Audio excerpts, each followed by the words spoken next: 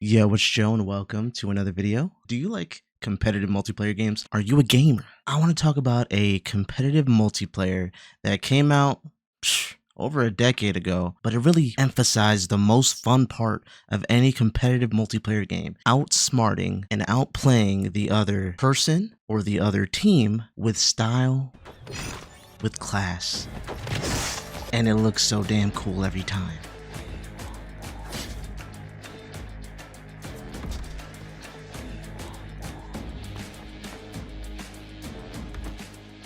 The Assassin's Creed multiplayer debuted way back in 2010, and the objective was very simple. You chase down, on foot, your target and you take them out. Now, you could do this in a plethora of ways with a plethora of abilities, and all you had to do was follow your compass. You see, this game had one of those mechanics where it's a map, and everybody on the map that's an NPC looks like another player's character that was chosen. And the objective is to sift through anybody that may look like your target, have the same skin as your target, and you can use any abilities, any method of killing that you see fit in order to take them down and get the points. But the interesting thing about it was your approach dictated how many points you got. Let's say you were trying to chase somebody down and you were not very discreet. There was a meter that would basically go down if you were running or doing anything high profile in your target's line of sight. If that bar went down to 0,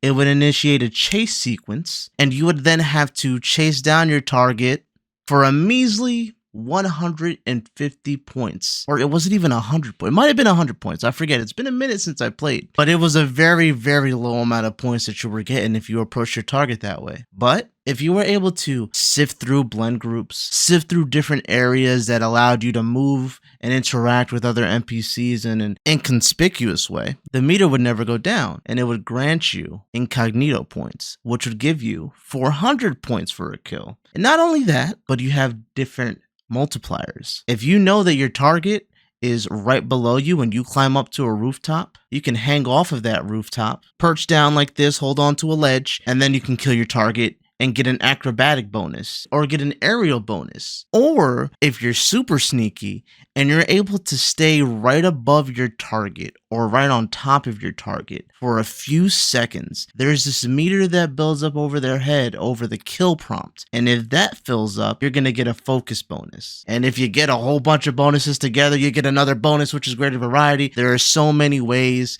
and so many fun mind games you can play to track your target down. But what made this game so difficult if all you had to do was hunt down your target? Well, you're being hunted too. Sometimes you're being hunted by 3 to 4 people at once. You see, the thing with this multiplayer that made it so amazing that you just missed out on was that it took all the nonsense that nobody wanted to do out of a multiplayer and it just let you just have at it. For instance, in Dead by Daylight, you gotta hit some generators. Sometimes you're the prey and you're the prey for the whole match, or you're the killer for the whole match, but everybody just likes to be the killer. Among Us, you're doing all this busy work like fixing a generator or fixing some pipes. And yeah, okay, that might be cool, but what's with all this busy work I'm doing? Do I not have any way to fight back against the guy that's chasing me? What, I just escape through this vent real quick? That's all I got? Even in Dead by Daylight, you had the ability to use some abilities to stun the person that's coming after you. You had some way of fighting back, because just running all the time, that's gonna get old real quick. But if you can turn the tables on the person that's chasing you down, your pursuer, oh man, now that can lead to some heavy mind games. Here comes Assassin's Creed's multiplayer, giving you just that. You have several abilities that you can use to stun your opponent, but you don't just have abilities that you can use, it's all about outsmarting your opponent. If you can maneuver in a way that an NPC maneuvers around your opponent, if you can find a blend group or create a blend group with 1 or more copies of yourself in that blend group, use mind games on the people that's chasing you, just enough for you to come out there and either stun them or get them lured or get them killed by their pursuer, you're doing big things. This is great. In these games where you can't do anything but run away, that takes away a lot of the mind games that you can play on your opponent. But when you can use your abilities to lure them in a certain area to then take advantage of them, you're actively a pursuer in both scenarios. You're after your target, and now you can go after your pursuer if you can find a way to line up the possibility to take out your pursuer while still taking out your target. Now, there are two things in this multiplayer that are really just its crowning jewel, and the thing that you can really utilize and say, okay, this sets it apart from the rest: the compass and the verticality that the parkour system provides. In most cases, you don't even really need your abilities. If you're smart enough, you can take a chance, take a risk, and try to do something like utilize the fact that your opponent is using their compass to track you down. If you know that they're right there and they see you, run around a corner, making it seem like you're going to run away. Their compass is going to become a bit more inaccurate, and you're out of their line of sight. So now they're going to run after you. But what you do is you just come right back around that corner straight at them, catching them off guard because they thought you were retreating, and you go out there for a naked stun. Let's say you don't have any abilities. It might be scummy, but let me run up on the rooftop to try to scout out both my pursuer and my target, but see who's really after me. No NPC in the map is going to be climbing and running on rooftops. So if you see somebody run up a roof in your direction, chances are they're after you. Not always, but you can also use an indicator, which is a red symbol above their head that tells you, yeah, they're your pursuer, and it'll help you weed them out a little bit more. And you can use the different ways of ejecting and using the parkour mechanics that are in the game to maneuver and get away from your opponent while still trying to close a distance between you and your target. It's gnarly stuff, but when I tell you it's the most fun you're gonna have, oh, it's so fun just trying to outsmart your opponent, just giving yourself just enough time to kill your target or to get a good stun. It's not always about killing your targets. You can get some pretty good points by just playing defensively and focusing on getting stuns. You can play the game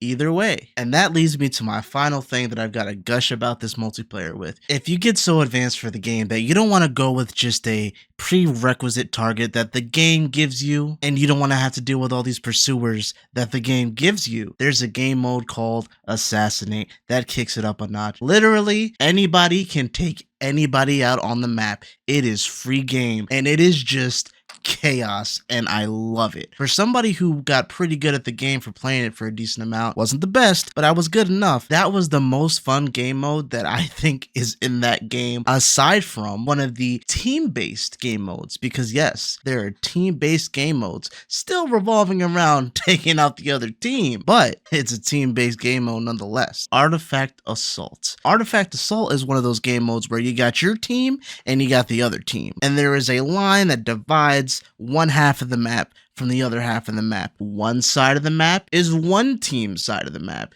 The other side of the map is the other team's side of the map. On both sides of the map, you're gonna have an artifact. The artifact that's on your side is yours to protect. The artifact that's on your opponent's side is yours to steal. If any of your opponents cross that threshold onto your side of the map, they are able to be killed by you. If you go onto their side of the map in order to steal their artifact, you are then able to be killed by them. So you utilize your team in any way you see fit with your abilities, and your goal is to get the most points, because what you need to do is steal the artifact on the other team's side, run that thing back all the way to your side where your artifact is, and that is how you score up points. The whole way through, while you're on their side, you're free game to get killed. When you cross the threshold to your side with their artifact, they can still kill you, but now your team can kill them. So normally how it works is you'll have maybe 1 or 2, 3 tops of your team come with you. You decide, okay,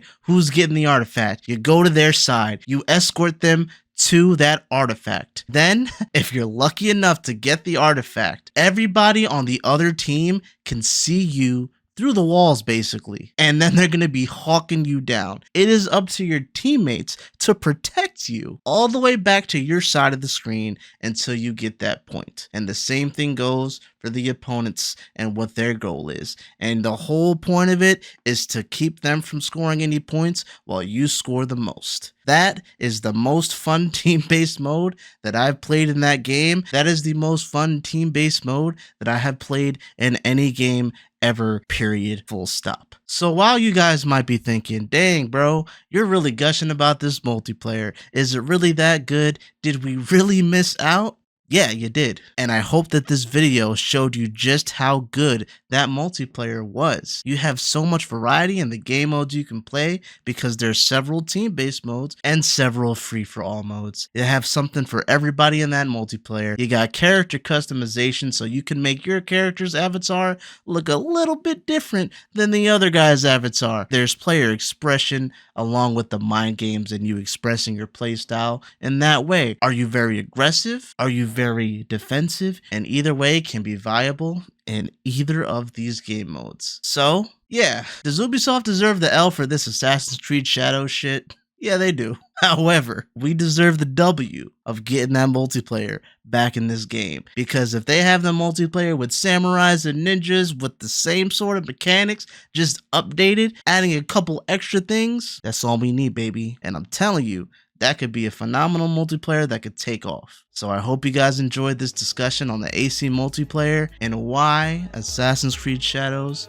should bring this back, why it needs this multiplayer, why this series needs this multiplayer. Peace.